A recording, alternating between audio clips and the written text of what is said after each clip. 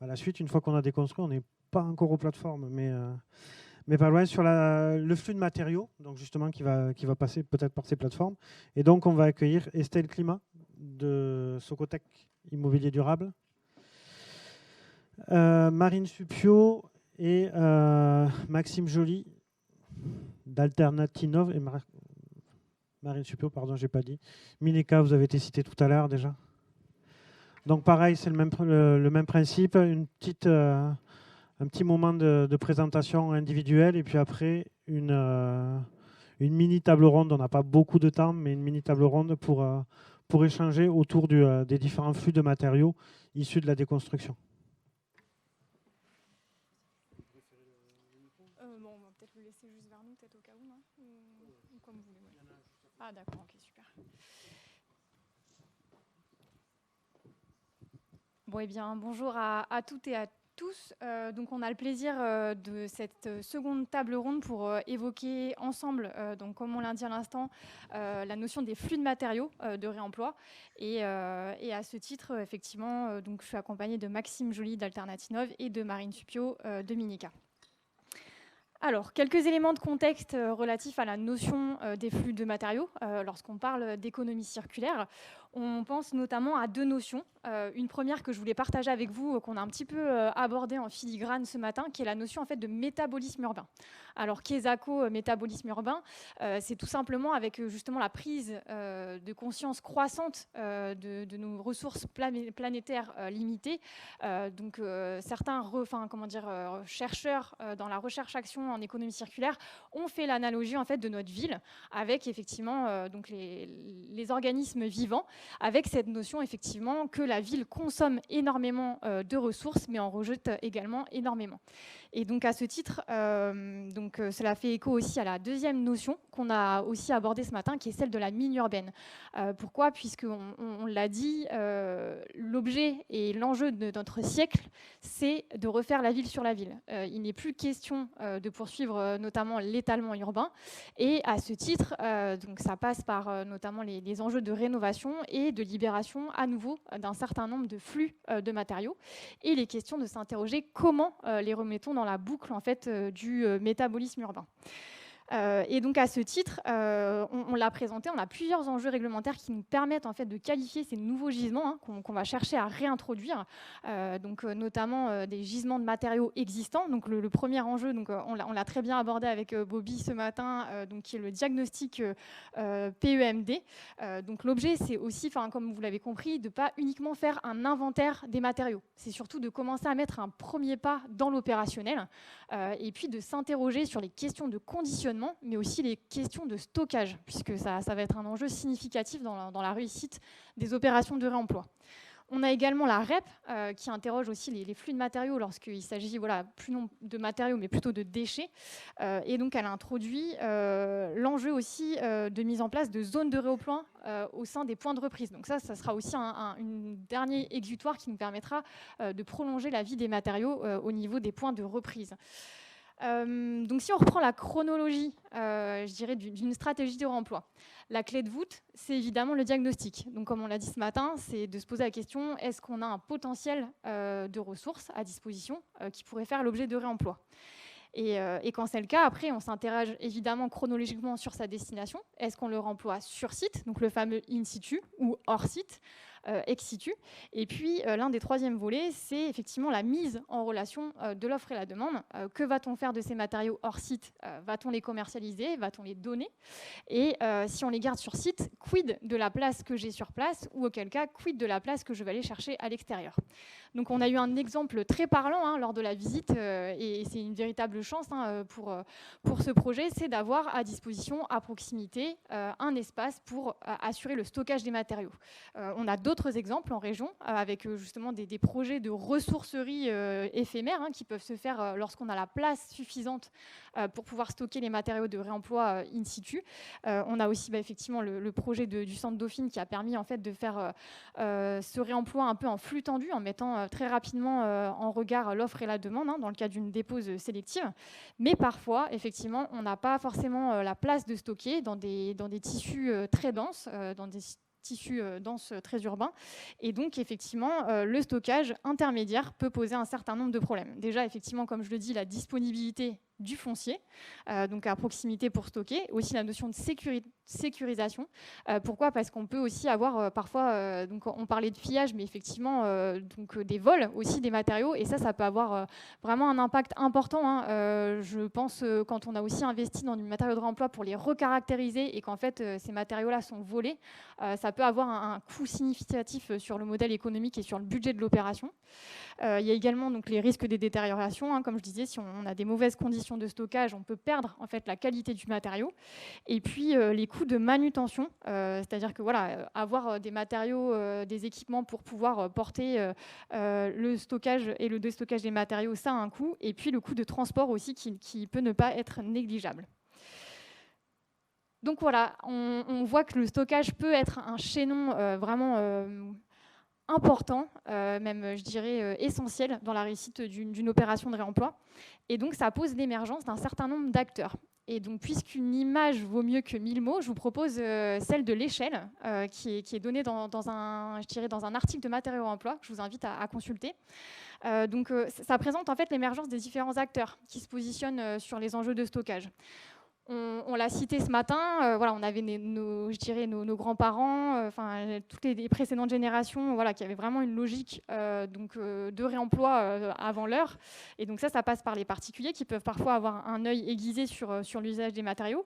On a ensuite un jalon qui est celui en fait, des recycleries, hein, qui va être souvent à destination des particuliers et donc qui vise la mutualisation des moyens. De manière un peu plus professionnelle, on a ensuite les plateformes. Et puis le dernier jalon, c'est effectivement la mise en relation directe de l'offre et de la demande, c'est le zéro stock. Et puis les deux mentons de l'échelle, on va avoir des acteurs qui vont prendre une forme plutôt physique, donc de lieu de rencontre, et puis une forme plutôt numérique. Donc ça va vraiment être notre échelle des acteurs du stockage. Et si on devrait définir ce qu'est une plateforme de réemploi, c'est effectivement un intermédiaire entre un gisement de matériaux et ses débouchés, donc physique comme numérique. Et l'objectif, c'est surtout d'assurer la rencontre temporelle et géographique de l'offre et la demande des matériaux de réemploi. Un enjeu majeur à travers ça, c'est la prise de conscience du champ des possibles et notamment des potentiels. Et donc, on le retrouve à travers des outils très intéressants qui sont les cartographies d'Opalis, mais aussi celles que vous pouvez consulter sur le site de Matériaux Réemploi, qui permet d'identifier ces différents acteurs du stockage et ces différents chaînons. Et donc, j'en profite pour vous présenter et donner la parole donc à Marine et Maxime, qui sont évidemment les échelons territoriaux qui œuvrent justement à créer ce maillage-là pour donner suite à la chronologie de nos opérations de réemploi.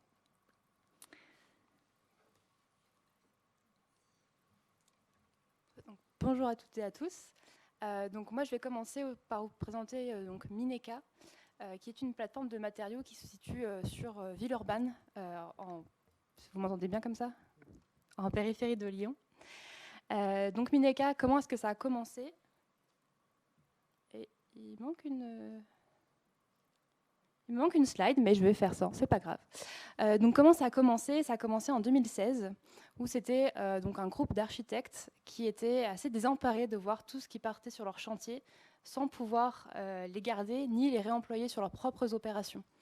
Et donc partant de ce constat-là, ils ont fait le choix de prendre un peu de recul par rapport à leur pratique de maître d'œuvre pour étudier un peu l'aspect filière du réemploi et voir en gros qu'est-ce qui cloche, pourquoi est-ce qu'on n'y arrive pas. Donc le premier objectif qu'ils se sont donné en construisant cette structure hybride à l'époque qui était Mineka, c'était de démocratiser le réemploi à l'échelle à la fois des particuliers mais aussi des professionnels.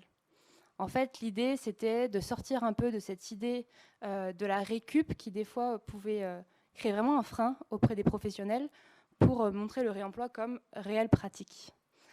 Donc, c'est ce qui a créé Mineka, qui, du coup, avait vocation à être un chaînon manquant, comme on l'a dit, entre des entreprises qui voulaient se débarrasser de leurs matériaux et des maîtrises d'œuvre qui voulaient les réemployer sur leur chantier. Donc aujourd'hui, Mineka, ça s'articule sur 3 pôles d'activité complémentaires. On a un premier pôle qui est la collecte de matériaux.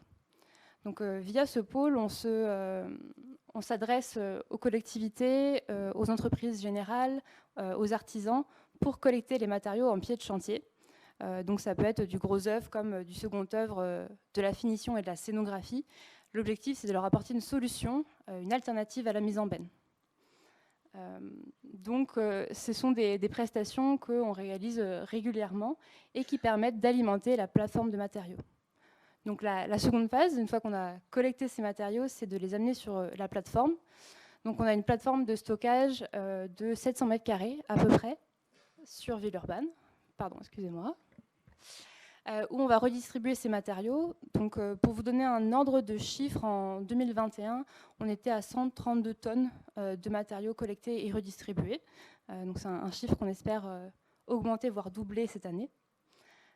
Et donc l'objectif de ce lieu, c'était d'être un lieu ressource, donc ressources matérielles en termes de matériaux, mais aussi ressources en termes de conseils, de sensibilisation, et de vraiment créer un lieu physique autour duquel il pourrait y avoir des échanges, des rencontres. Donc on a dans ce lieu des particuliers qui viennent se fournir. 65% des personnes qui viennent chez nous, ce sont des particuliers. Et puis le reste, ce sont des professionnels, donc des architectes qui viennent pour choisir les matériaux directement sur la plateforme, qui des fois viennent avec leurs clients aussi pour venir choisir. On a aussi des artisans, pendant un temps notamment des charpentiers, qui trouvaient là-bas chez nous du bois qui était moins cher et qui était disponible tout de suite.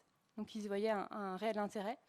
Et puis des artisans aussi qui viennent se fournir parce qu'ils ont des clients qui ont un budget un peu serré ou une réelle volonté environnementale d'aller sur du réemploi. Et enfin, notre dernier pôle, qui finalement est assez complémentaire, c'est celui de bureau d'études.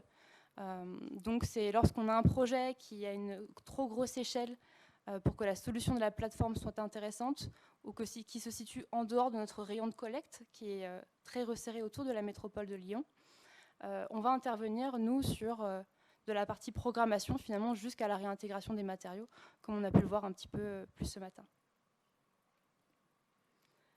Donc ici, je voulais parler un petit peu des leviers, ou en tout cas des choses intéressantes sur une plateforme pour permettre son développement. Qu'est-ce qui est intéressant à développer?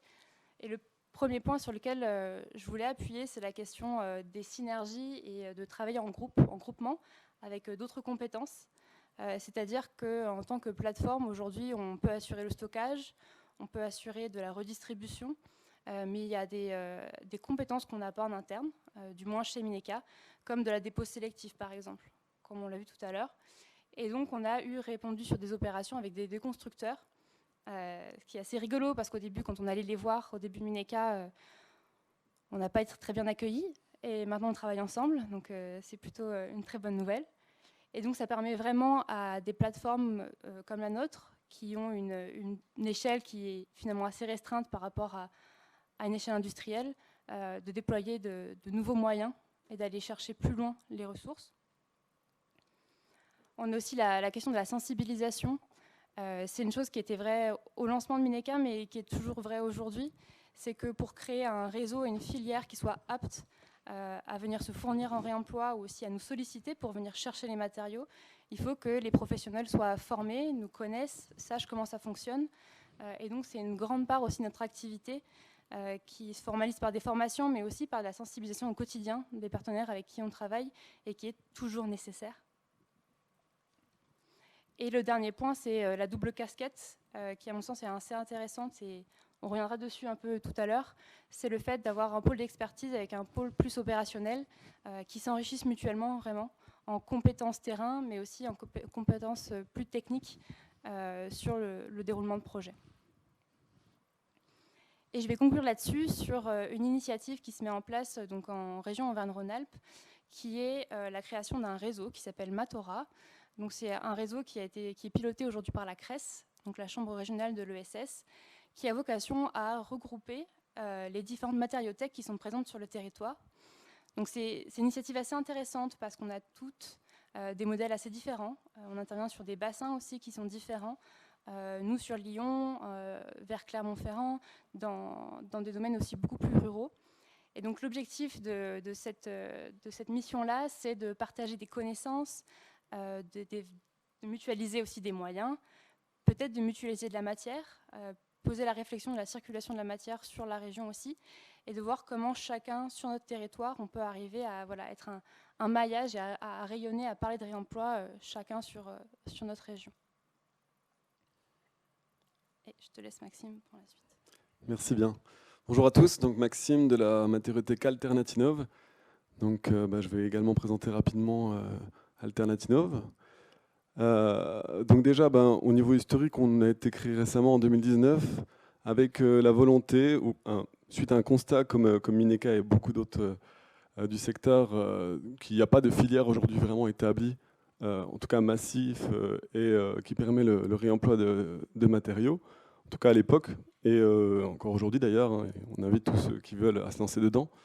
Ce qui est intéressant à souligner, c'est que nous, on vient du secteur du CVCS, surtout le chauffage, ventilation sanitaire. Je le souligne parce que c'est souvent des milieux dans lesquels on considère qu'il n'y a pas beaucoup de réemploi à faire, c'est des milieux techniques, alors qu'en fait, en réalité, il y a également tout à faire là-dessus. Ensuite, en 2020, 2020, c'était une année qui était assez propice au travail à la maison. Donc, on a pu aménager notre matériothèque au sein de notre ferme comtoise. Ça a été du coup plutôt une forme pour nous d'élaboration un petit peu de nos activités. On est en recherche et on a commencé également la prospection, la sensibilisation, expliquer qu'on était, là sur le territoire et qu'on voulait agir à notre échelle. Ensuite, en 2021, on a commencé à pouvoir avoir une matériothèque un peu plus structurée, à pouvoir accueillir des clients dans notre établissement. Et moi, personnellement, j'ai pu passer à 100% de mon temps sur la structure. 2022, donc ça a été une année assez charnière. Je me suis beaucoup rapproché de la structure Low Carbon Design, qui est un bureau d'études réemploi basé à Doubs. Donc, donc Alternatinov, nous on est basé à Maison du Bois-Lièvremont. Si jamais, c'est à côté de Pontarlier, c'est dans le Doubs. Voilà, on est dans la République du Saugeais. Et je ne pouvais pas ne pas le dire. Et puis, c'était marrant de constater qu'au niveau du territoire, il y avait Stéphane de Low Carbon Design qui était là, à 10 km de chez moi, et qui faisait des diagnostics PEMD. Donc forcément, quand on est dans un milieu rural et qu'on trouve un partenaire aussi proche, on s'est très vite rapproché. Et on a également commencé nos premiers chantiers de déconstruction sélective avec des partenaires, avec des salariés en insertion. Et pour la suite, nous, aujourd'hui, nos objectifs à l'avenir, c'est l'obtention de l'agrément ESUS, donc entreprise solidaire d'utilité sociale, pardon. On veut également intensifier notre activité de chantier de déconstruction sélective. Et on souhaiterait également embaucher quelqu'un qui serait à la matériothèque, parce que c'est quand même plus pratique d'aller acheter son matériel quand il y a quelqu'un pour vous recevoir. Et puis, on va également accentuer la formation, faire bénéficier au maximum à ceux qui le souhaitent de notre expérience de réemploi de matériaux.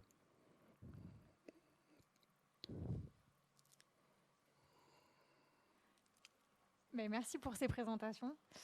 Du coup, on vous propose un échange en table ronde, des questions qu'on s'est posées respectivement tous les trois quand on a préparé effectivement cet après-midi.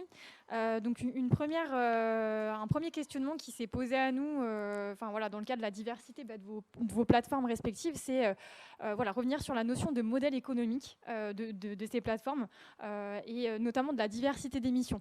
Est-ce qu'une plateforme de réemploi ne peut assurer que la mission de stockage? Est-ce qu'elle peut le vivre ainsi, ou est-ce qu'il lui faut d'autres missions de diversification pour justement assurer son modèle économique? Est-ce qu'une plateforme peut aussi être parfaitement autonome? J'entends notamment sans modèle subventionné. Donc ces questions-là, est-ce que vous pouvez nous apporter un éclairage un peu plus précis sur vos choix dans la structuration économique de vos plateformes respectives? Donc, je vais commencer. Alors, je vais commencer par la question de la diversification des missions, peut-être pour commencer, parce que ça a été notre choix, nous, chez Mineka.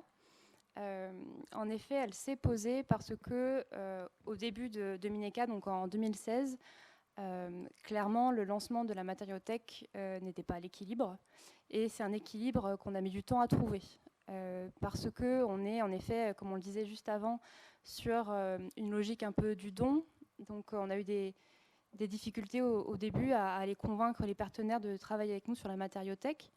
Donc pour repréciser comment on fonctionne nous chez nous, comme on est une association, donc on demande à tous nos partenaires d'adhérer à l'association, qui est vraiment une volonté de forger un partenariat. Donc à la fois les personnes qui viennent se fournir comme celles chez qui on va collecter, on leur demande d'adhérer. Et puis côté collecte, on demande aussi aux entreprises de participer aux frais de collecte. C'est-à-dire que nous, on se rend en pied de chantier pour venir chercher les matériaux. et on facture cette rotation, aujourd'hui qui est à 50 € la tonne, pour vous donner les chiffres. L'objectif, en effet, comme on le disait juste avant, c'est de se dire, c'est de l'argent qu'on aurait mis sur de la mise en benne. L'objectif, c'est qu'on propose, nous, une alternative qui soit moins chère et plus vertueuse pour l'environnement. C'était un peu nos arguments de base, qui étaient au début assez mal reçus, parce qu'on dit, voilà, on va vous donner des matériaux, pourquoi il faudrait payer en plus? Je ne comprends pas. Et finalement, à force de sensibilisation et d'explication, on arrive vraiment à trouver une logique dans cet esprit-là, c'est-à-dire qu'on ne pourrait clairement pas imaginer un modèle économique qui tient si, par exemple, on nous rachetait les matériaux. On nous demande souvent si on ne veut pas racheter des matériaux. Chez nous, ce ne serait pas du tout possible. On revend les matériaux à 30% du prix du neuf à peu près. Et il y a un énorme temps logistique derrière ça qui est d'aller collecter, donc avec 2 personnes, d'aller mettre en rayon, prospecter. En fait, c'est tout un travail qu'on trouve beaucoup sur le reconditionné et sur les recycleries et les plateformes, qui souvent est invisibilisé, mais qu'il faut montrer et valoriser.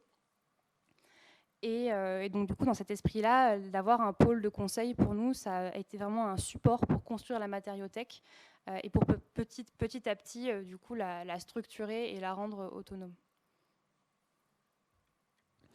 Ok, nous, de notre côté, ce qu'on peut dire, déjà d'une part sur la diversification, effectivement, on a constaté assez rapidement que la matériothèque seule n'était pas une activité qui pouvait pérenniser un emploi ou plusieurs emplois de la façon dont on a construit notre modèle aujourd'hui économique.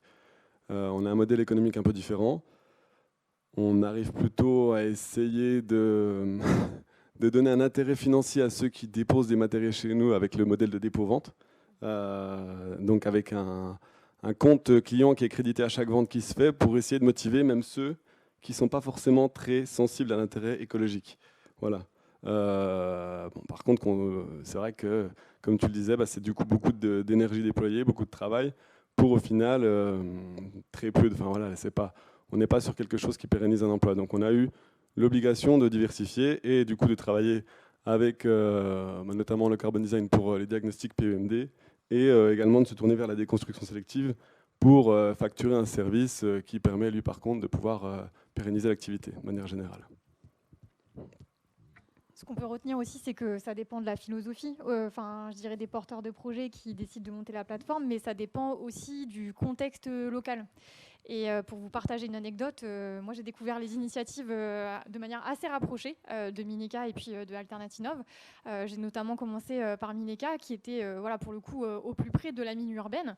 Et puis après avec plaisir j'ai pu découvrir l'initiative de Maxime qui là se situait plus dans un contexte plutôt périurbain, voire même rural. On a eu l'occasion d'aller à ta belle inauguration et on a pu se rendre compte en direct du caractère rural avec plaisir même d'ailleurs.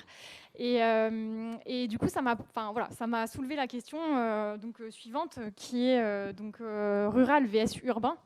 Quid des avantages et des inconvénients justement par rapport à la proximité du gisement. Comment vous y retrouvez et par rapport à justement cette implantation locale? Je me lance. Alors, ne nous en voulez pas pour cet aspect purement provocateur de mettre rural vs urbain. C'est vrai qu'on est sur peut-être des gisements différents, des volumes qui peuvent varier et des publics touchés qui peuvent être aussi assez différents. Sur ces sujets-là, par exemple, nous, chez Mineka, on est une plateforme généraliste, c'est-à-dire qu'on collecte une grande diversité de matériaux parce que la ville fait qu'on déconstruit beaucoup et beaucoup de matériaux dans une très, très grande diversité. Là où certains de nos confrères font le choix, comme Enfin à Chambéry par exemple, de se spécialiser sur un matériau qui leur permet d'aller beaucoup plus loin sur une caractérisation, parce que le bois autour de Chambéry, il y a un gros sujet à traiter qui justifie de s'y spécifier. Nous, on est très généraliste et c'est vrai qu'il y a par exemple sur Lyon des gros gisements issus du tertiaire notamment et du second œuvre qui sont immenses. Et là, c'est aussi une échelle où laquelle nous, Mineka, par exemple, on est aujourd'hui trop petit pour absorber tous ces gisements. Donc c'est comme un sujet un peu à soulever, à voir s'il y a un intermédiaire ou alors un modèle différent à trouver pour ces gros gisements en grosses métropoles qui demandent une gestion quasi industrielle, mettons-le. Donc pour nous, le fait d'être à proximité d'un centre urbain, ça permet d'avoir voilà, des grandes ressources. Il n'y aura jamais assez de structures qui s'occupent du réemploi pour tout récupérer. Donc en fait, on pourrait être beaucoup. Il y a beaucoup de choses à récupérer. Et puis, on a aussi des personnes qui viennent se fournir qui sont très différentes. C'est-à-dire qu'on a un vivier de particuliers autoconstructeurs qui, eux, viennent de loin, pour le coup même de milieux plutôt ruraux, qui viennent se fournir chez nous parce qu'ils ne trouvent pas ce qu'ils cherchent chez eux. Donc on a des gens qui viennent de l'Ain ou d'Ardèche se fournir, comme on a des besoins qui émergent de gros projets de centre-ville, par exemple, qui font appel à nous pour trouver des gisements de réemploi. Donc on a une grande diversité finalement dans les personnes accueillies et qui se fournissent chez nous. Ok, et ben maintenant pour ce qui est de la matériauthèque en milieu rural, si je devais donner déjà les avantages que j'ai tous bien notés parce que c'est important. Le prix du foncier déjà, souvent en milieu rural on a un prix du foncier qui est quand même très souvent diminué. Nous c'est pas spécialement notre cas parce qu'on est à 4 minutes de la frontière suisse, alors on a un petit peu l'autre contre-coup de l'Helvétie, mais globalement on a meilleur temps de s'installer quand même en village, en périurbain plutôt que voilà, en centre-ville, ça c'est sûr. Il y a aussi un autre avantage en milieu rural, c'est la filière agricole. Nous, c'est nos premiers clients parce qu'au niveau agricole, ça a toujours eu lieu. Ils ont toujours été habitués au réemploi, c'est pas quelque chose de nouveau. Ils ont l'habitude de regarder Le Bon Coin régulièrement. Et voilà, donc il y a aussi un peu cette question du bon sens paysan qui fait que voilà, c'est. Et d'autre part, ça rebondit aussi sur une solidarité au niveau local. C'est intéressant au niveau local. Moi, je me fais souvent aider par mes voisins qui sont agriculteurs pour la manutention. Ils sont équipés, etc. Et ça aussi, ça fait partie des choses qui sont sympas au niveau de la campagne. Un autre avantage, on peut aussi, enfin, c'est un avantage en même temps, un inconvénient, c'est ça nous oblige à nous intéresser du coup à des chantiers de plus petite dimension. On va aller sur les petits chantiers de petits appartements. On va travailler avec les agences immobilières qui vont souvent vendre un bien, plus vendre des travaux avec. Donc on tisse des partenariats pour des micro-chantiers, pour des micro-interventions d'une demi-journée, une journée. Ça nous oblige à nous intéresser aux petits dossiers, mais qui, cumulés, constituent quand même une bonne part de notre production de déchets. Un inconvénient, du coup, c'est qu'on a effectivement peu de chantiers ou d'entreprises du bâtiment de grosses dimensions. Et le logement, c'est la plupart de nos chantiers de déconstruction, c'est quand même pas l'endroit dans lequel on s'éclate le plus en termes de réemploi. C'est quand même souvent dans les logements que c'est moins conçu pour être démonté, pour être déposé soigneusement. On est également éloigné des bassins de clients, enfin là où les gens ils doivent venir quand même nous voir, il faut quand même avoir un intérêt, quoi. Voilà. Après, c'est pas plus mal parce que c'est aussi notre lieu d'habitation, donc si il y a trop de monde qui défile, ça commence à devenir beaucoup. Un autre frein, c'est la difficulté à embaucher, notamment les apprentis. Je me mets à la place d'un apprenti qui a le choix de faire son bac pro, son BTS ou son master entre Maison du Bois-Lièvremont ou Besançon. Voilà. Je pense que c'est simple de comprendre que il a vite fait son choix, quoi. C'est vrai que je rebondis sur ce que tu dis sur le foncier, qui était ta première remarque, qui est pour le coup, on le sait tous aujourd'hui, le stockage, c'est l'enjeu principal, qu'il soit sur site, hors site, pour du stockage des plateformes. Et c'est vrai que le foncier, en milieu urbain, périphérie de grosses métropoles, a un coût démentiel par rapport à la valeur de la matière qu'on vend. Et donc, dans la constitution d'un modèle économique, ça pose question. C'est-à-dire, on va payer un loyer très très cher pour vendre des matériaux qu'on va vendre pas cher, pour aller aux extrêmes. Et ça peut aussi nous mettre un peu en position périlleuse parce que aujourd'hui, par exemple, nous, on est en occupation temporaire sur notre lieu. Donc, un questionnement de on va devoir changer de lieu bientôt. Est-ce qu'on veut rester en périphérie de Lyon où les loyers sont très élevés? Est-ce qu'on veut ressortir pour avoir accès à un loyer plus bas et donc pouvoir peut-être avoir plus de place parce qu'il en faut toujours plus? C'est des questions chez nous, on se les pose constamment et c'est un gros sujet. Ouais. Au-delà effectivement de l'échelle, il y a quelque chose qui ressort de vos deux présentations, c'est aussi la notion d'entraide. Tu l'évoquais tout à l'heure, Maxime, avec voilà, des personnes qui pouvaient régulièrement te donner des coups de main, voilà, sans avoir un esprit trop candide de ma part, je m'en défends quand même. Voilà, je trouve qu'à travers les différents émergences de projets de réemploi, on voit une volonté de fédération des acteurs de l'économie circulaire. On a notamment le syndicat du réemploi qui s'est monté. Et dans vos présentations, donc Maxime, tu nous fais part d'un partenariat récent, Marine de effectivement l'initiative Matora. Donc ça m'amène à la question suivante. Est-ce que effectivement les plateformes de réemploi peuvent être un vecteur de coopération territoriale et justement en vue de massifier le réemploi, mais dans une logique aussi d'entraide?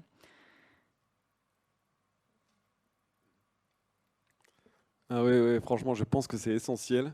Je vais parler pour notre cas de figure dans le Doubs. On a plusieurs communautés de communes qui ont manifesté leur intérêt sur le sujet et qui veulent bâtir, co-construire des futures plateformes donc de réemploi, matériothèque, recyclerie, tiers-lieux, etc. Et c'est vraiment motivant, notamment quand on est dans un milieu rural, d'avoir des acteurs locaux avec lesquels on va pouvoir travailler. C'est vraiment essentiel et d'ailleurs je remercie les collectivités qui s'engagent et qui prennent les risques dans ces projets pour lesquels c'est vraiment de l'innovation pour le coup. Et oui, je viendrais compléter avec le fait que, on l'a compris avec les présentations de ce matin, avec le réemploi, on ne peut rien faire tout seul. Soit on sait stocker, on sait déposer, on sait faire la stratégie, on sait concevoir, on sait mesurer les risques. Mais en fait, tout seul, on ne fait pas grand-chose. Et la notion de filière est vraiment très importante et de coopération entre les différents acteurs qui portent des compétences différentes, qui soient plus techniques ou de l'ordre de la programmation. Et je pense vraiment que l'aspect du coup de coopération et de repenser les modes de projet, les modes de faire pour mettre toutes ces compétences autour de la table est très important. Et la plateforme qui, elle, est un lieu physique, au-delà de différents services, qui peut être un petit peu plus délocalisé, si je peux me permettre, permet vraiment de faire un ancrage sur un lieu autour duquel il peut se passer des choses, qui peut être mis à disposition de projets si nécessaire. On est aussi sur un milieu de plateformes qui se monte petit à petit, qui se maille petit à petit. On apprend beaucoup les uns des autres aussi, des erreurs des uns et des autres aussi. Et qui permet de monter en compétences aussi tous ensemble pour trouver le modèle qui va bien. Alors on est tous différents, on a tous des cultures professionnelles qui sont assez différentes, mais je pense que la solidarité et le retour d'expérience et les échanges sont vraiment très très importants sur un sujet innovant comme le réemploi. Et juste petite anecdote, c'est vrai qu'à Maxime, à ton inauguration, ça a permis aussi de faire valoir d'autres savoirs, avec un concours d'initiative, d'upcycling, et ça permet, aussi à travers les plateformes de réemploi, d'être une vitrine en fait de l'écosystème qui se crée autour, de l'ancrage local, comme tu le disais à l'instant, Marine. Du coup, de l'écosystème territorial qui se déploie autour du maillage du réemploi. Donc pour conclure, comment synchroniser offre et demande pour permettre à des filières constructives alternatives d'émerger et d'offrir des solutions économiques crédibles. Vous l'aurez compris à travers nos deux exemples donc de Mineka et d'Alternatinov, on voit l'émergence en fait d'acteurs très volontaristes qui permettent effectivement de créer ce maillage-là et d'être un échelon incontournable. Et j'aimerais pour conclure insister sur la notion que l'économie circulaire s'inscrit vraiment dans une échelle de filière.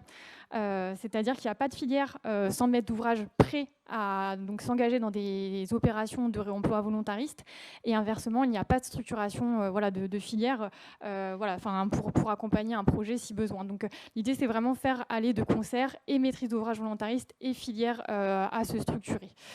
Donc voilà. Merci pour votre attention. On passe peut-être aux questions maintenant que ça a pu susciter chez vous.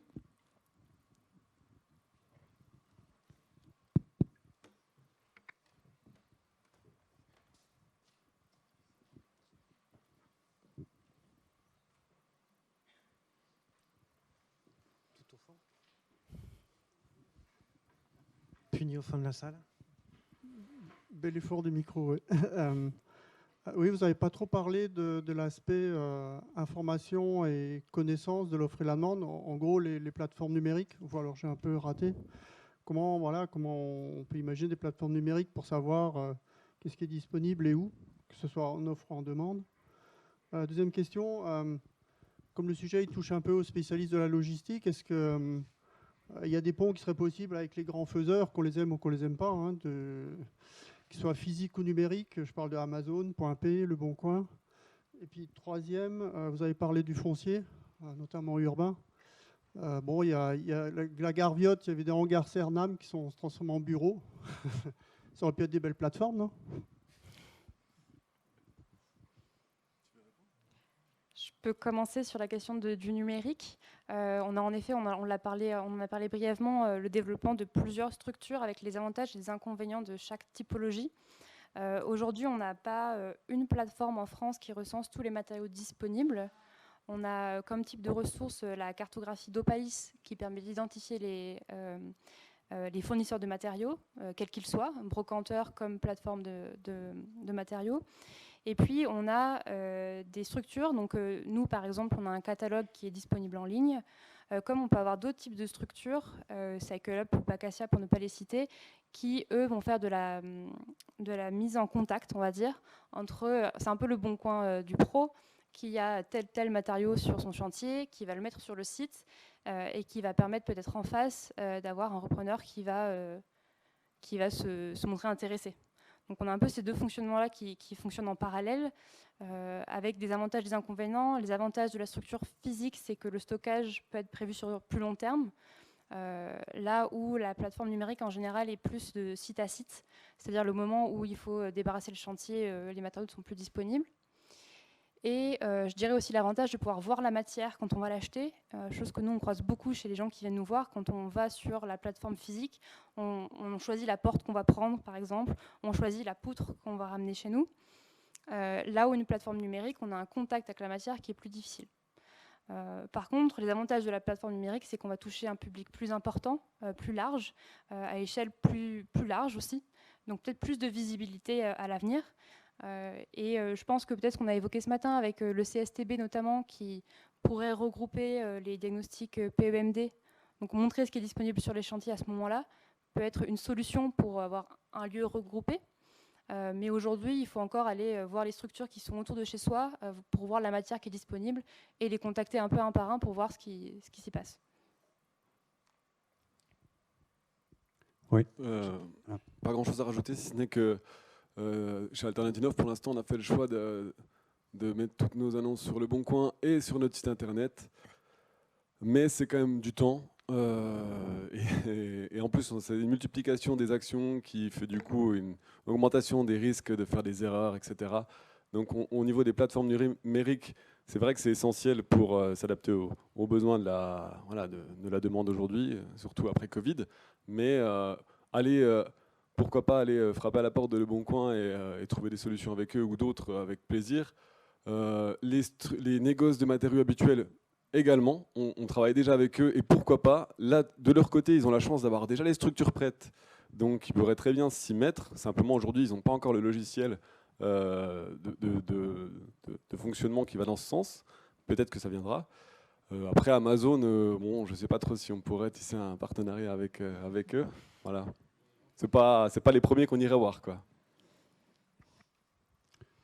Je me permets une liste à la Prévert de ce que j'ai entendu depuis ce matin, des exemples concrets, des solutions même juridiques et réglementaires, des recettes, des réponses même économiques, des structures spécialisées, des réseaux, des plateformes physiques et numériques, des retours d'expérience, une vraie diversité des implications, enfin que des belles choses. Qui poursuivent la belle voie des recycleries de l'époque pour aller vers les plateformes, une professionnalisation et tout, une solidarité humaine importante. Tout ça, je trouve ça magnifique. Mais il y a un moment donné, il faut qu'on arrive à ce que ça puisse se développer et donc qu'on arrive à déconstruire nos pratiques, à nous, pour pouvoir reconstruire, comme le disait Estelle, la ville sur la ville réellement et le bâtiment sur le bâtiment. Donc il y a un moment donné, par-delà ces belles choses que j'adore et que je ne renie absolument pas, parce qu'il y a une seule chose qui me manque, peut-être que c'est un atelier après d'ailleurs. J'ai une question mais j'aimerais la poser à vous, aux petites gens du terrain rural et urbain. Quel est l'outil administratif qui fait le plus faux bond, qui empêche une collectivité de venir et puis de faire le même travail que tout ce nombre hallucinant de personnes, d'artisans et autres qu'ils essayent déjà de mettre en place. Est-ce qu'il y a un outil administratif qui semble faire faux bond ou pas? Parce que c'est le seul point que je n'ai pas encore découvert depuis ce matin et sur lequel je me questionne. Vas-y. Je ne sais pas s'il y a vraiment un outil administratif qui nous fait faux bond. Je sais simplement qu'aujourd'hui, il y a un code de la commande publique qui doit être respecté scrupuleusement. Et on constate parfois qu'il y a une divergence entre la volonté politique et la politique d'achat. D'un côté, on voudrait par exemple faire du réemploi, faire de l'économie circulaire et tout ce qui s'ensuit, hein, l'économie locale, sociale, environnementale. Et d'un autre côté, la collectivité ne peut pas se permettre de dépenser les deniers publics n'importe comment, donc elle doit souvent se tourner vers le moins-disant. Et du coup, parfois, il peut y avoir une divergence entre ces deux volontés politiques qui sont toutes les deux légitimes, mais qui fait que parfois, bah oui, il va être plus rentable de jeter que de faire du réemploi, et on le constate, et tout le monde en est bien désolé, et personne ne souhaite que... Enfin, tout le monde souhaite que ça évolue, mais malheureusement, aujourd'hui, c'est comme ça. Voilà.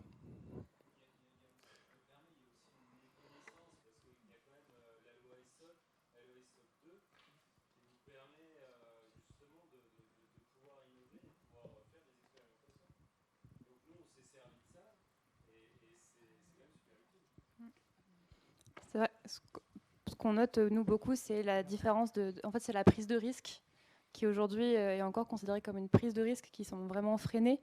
Je pense même au-delà de l'intégration du réemploi, mais dans le support ou dans le développement de plateformes qui seraient vraiment liées aux communautés de communes ou de structures qui seraient vraiment locales et qui pourraient prendre ça en main directement en interne, chose qu'on a pu voir sur d'autres bassins français.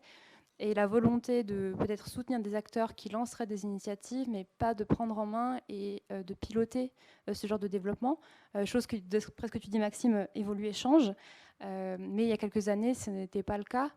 Donc il y avait un accompagnement un peu de loin, mais voilà, la prise de risque et la prise en main de ce sujet n'étaient pas à l'ordre du jour il y a quelques années. Alors moi, je dirais peut-être juste aussi... il y a des gens qui ne pensent pas, tout simplement. Le problème, c'est que ce n'est pas dans le schéma classique des personnes qui vont déconstruire ou qui vont être les maîtres d'ouvrage. Et voilà, on fait comme on a vu faire le voisin ou comme on a vu faire la personne qui était là avant nous. Et voilà, on ne se repose plus les questions, alors qu'à une époque, c'était d'usage de déconstruire une prison pour faire un pont. Et puis maintenant, c'est d'usage d'envoyer une grosse boule en métal pour tout péter et puis de reconstruire à partir de neuf, quoi. Je pense qu'il y a aussi un changement de culture, et ça se fait à partir d'imaginaire qu'on reconstruit. Je crois que tu voulais dire un truc ou pas? Il y a une question là-bas. Ah ouais. Je peux Oui. Moi, je voulais vous remercier d'abord pour la qualité de cette table ronde. Je trouve qu'elle pose vraiment la question de l'échelle et du modèle, avec tous les angles d'entrée que vous avez eus. Et puis j'ai une question, parce que moi je travaille au service environnement de Grand Besançon Métropole, et je me pose la question de savoir, chacun dans votre territoire et avec votre expérience, quel appui vous avez pu avoir ou vous auriez aimé avoir de la collectivité dans laquelle vous vous trouvez. Parce que je trouve que notre levier à nous, on a des leviers, et j'aimerais avoir votre regard pour qu'on puisse les activer. Merci. Alors, commencer. Alors, c'est une question assez vaste. La première chose qui me vient en tête, c'est sur la question, alors j'y reviens, mais de foncier et d'espace disponibles et mis à disposition. C'est une chose, alors nous, on a la chance aujourd'hui, par exemple, de louer notre lieu de stockage à la métropole de Lyon, qui nous le loue à loyer modéré, qui est vraiment, en tout cas dans le cas d'une plateforme physique de réemploi, un formidable levier, donc soit pour une plateforme ou pour du stockage temporaire entre chantiers aussi, parce que souvent il y a du foncier qui est inutilisé, que nous ça nous arrivait d'utiliser et de mobiliser dans le cadre de missions d'AEMO notamment, et donc du coup faire, comme on le disait tout à l'heure, une connaissance de son patrimoine, de ce qui existe, peut-être de ce qui n'est pas utilisé et ce qui pourrait être mis à disposition d'acteurs qui souhaiteraient mettre en place ces réemplois, soit plateforme pour du long terme, soit pour de l'interchantier du plus court terme, je dirais. Ce serait déjà très facilitateur quand on a cette vision, voilà, plus grosse échelle et plus dézoomée. premier point.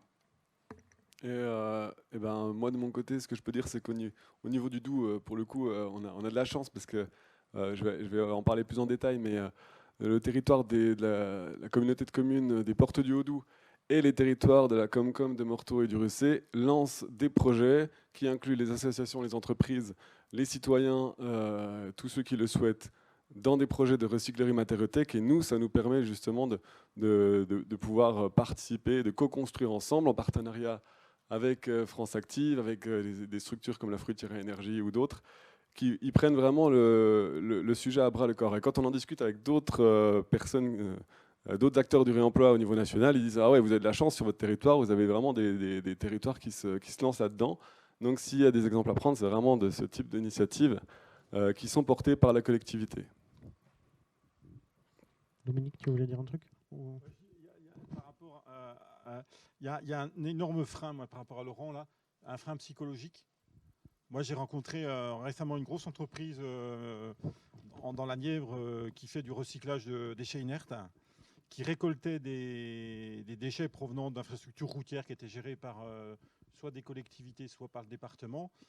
Et les maîtres d'ouvrage se refusaient de réutiliser le matériau qu'ils avaient enlevé dans le renouvellement de leur infrastructure parce que c'était un matériau de seconde main. Donc l'entreprise de recyclage me disait qu'elle allait arrêter parce qu'elle était en train de stocker des centaines de milliers de tonnes de matériaux qu'elle ne pouvait pas récupérer, pas réutiliser parce que les maîtres d'ouvrage avaient un frein psychologique, alors que l'entreprise me disait mais ces matériaux-là, ils pourraient être réutilisés dans la même route à 90%. Et ben, il y a le frein psychologique du technicien, de l'élu qui dit ben non, c'est un matériau de seconde main, c'est pas comme un matériau neuf, on ne peut pas le réutiliser. Et donc on se trouve aussi à des freins psychologiques qui sont beaucoup plus, à mon avis, difficiles à lever que des freins techniques. Voilà. Et du coup, on va l'illustrer, le fait que ça peut se faire à travers l'atelier suivant. Mais juste pour introduire, en un chiffre, je vais vous demander peut-être, alors ça va être forcément biaisé, mais voilà, les matériaux qui restent le moins longtemps, ils restent combien de temps sur vos plateformes? Et ceux qui restent longtemps, ça veut dire quoi? On parle de semaines, on parle de jours, on parle d'années. Ça vous arrive d'avoir des choses qui sont parties le jour même où ils ont été arrivés? C'est juste pour lancer le débat pour l'atelier d'après. Alors, c'est nous, ce qui parle le plus vite, c'est le bois. C'est le bois et des éléments assez spécifiques, par exemple des Velux. On venait juste de les sortir du camion, qui sont repartis directement dans l'autre camionnette le jour même. Donc c'est très rapide. Ce qui part le moins longtemps, peut être justement ces éléments pour lesquels nous, on n'a aujourd'hui pas le public, comme des portes clarites, donc les portes en verre de bureau, qui chez nous sont restées plus d'1 an. Mais qui ont trouvé preneur au bout d'un moment. Qui ont trouvé preneur, oui. Mais c'était compliqué et ça fait l'objet de beaucoup de... On a essayé de les placer partout, quoi. Et puis chez nous, on va dire, ce qui part assez vite, c'est l'isolation. Ça part en général, on est en montagne, alors ça part assez vite. Par contre, il y a des trucs, il y a des objets. Bien sûr, mais en fait, souvent c'est lié à la mode. Donc, il y a des choses qu'on récupère très facilement, mais qui ne partent pas. Donc, vu qu'on est tous les jours en train d'apprendre un peu plus, on sait maintenant qu'on va freiner ceux qui vont nous apporter des lavabos sur colonne. On sait que ça va. On a déjà une 50aine, c'est pas mal. Ça fait déjà 2 ans. Il y en a certains, on les a depuis 2 ans. Puis voilà. Et d'ailleurs, à ce propos, on aimerait pouvoir ensuite se dire, OK, pour les matériaux qu'on a depuis 1 an ou 2 ans et qui, au bout d'un moment, vraiment sont pénibles à stocker, partir peut-être sur une politique de don auprès des recycleries, ressourceries locales. Merci beaucoup. Merci à vous 3. Allez visiter les plateformes. C'est le meilleur moyen de vous rendre compte des matériaux de réemploi. Ouais.